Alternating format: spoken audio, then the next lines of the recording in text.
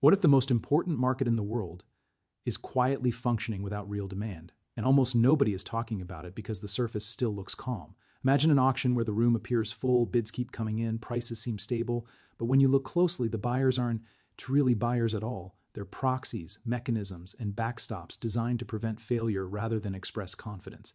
That is the hidden story behind what's being called the demand gap in US debt, and understanding it may explain more about the future of the economy, inflation, and precious metals than any headline you've seen this year.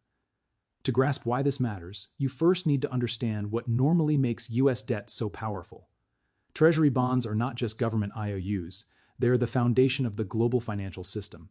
Banks use them as collateral, central banks hold them as reserves, pension funds rely on them for stability.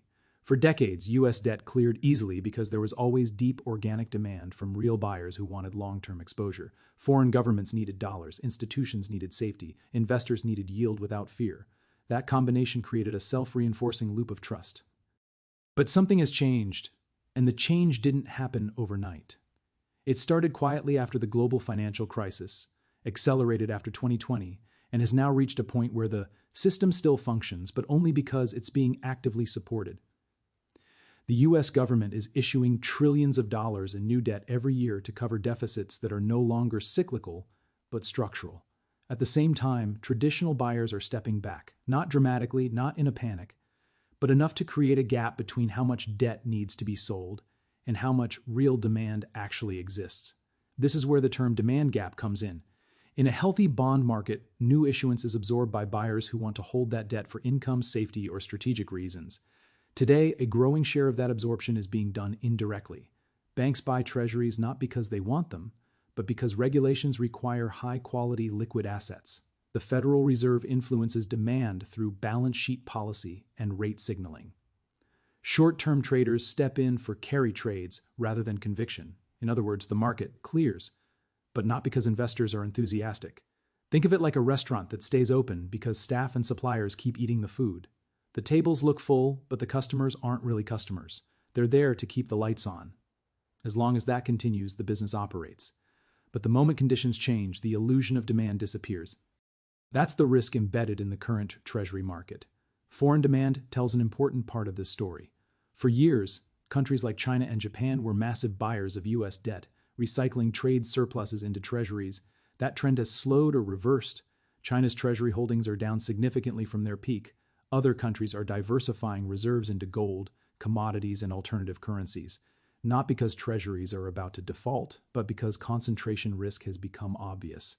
When debt issuance explodes and yields become volatile, reserve managers rethink exposure. At the same time, domestic buyers face their own constraints. Pension funds are under pressure from demographics. Insurance companies need duration, but only at yields that make sense. Retail investors have alternatives they didn't have before, from money market funds to private credit. The result is a market where demand exists, but only conditionally. Buyers want higher yields, shorter maturities, or policy clarity. Issuers want cheap, unlimited financing. That mismatch is the demand gap. This gap doesn't show up as a failed auction, at least not yet. It shows up as rising yields, increased volatility, and a heavier reliance on institutions that are not price sensitive in the traditional sense. When yields rise, the government pays more to service its debt. Higher interest expense feeds back into deficits, requiring even more issuance. That's the reflexive loop forming beneath the surface. Historically, this is where precious metals enter the conversation. Gold and silver don't react just to inflation, they react to credibility. When investors sense that debt markets are being managed rather than discovered, trust erodes slowly at first, then all at once. Gold, in particular, acts as a report card on monetary confidence. It doesn't need a crisis to rise, it needs persistent imbalance. Silver adds an industrial layer, responding to both monetary stress and real economic demand. It's important to be clear about what this is not. This is not an imminent collapse. This is not a claim that treasuries will suddenly become worthless. The US still has enormous economic capacity, taxing power, and monetary flexibility. The issue is trajectory.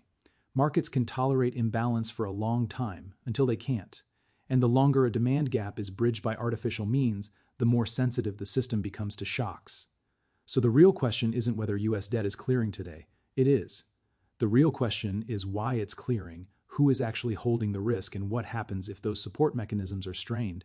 Because once organic demand disappears, the price of confidence rises, and that price is paid in higher yields, weaker currencies, and stronger hard assets because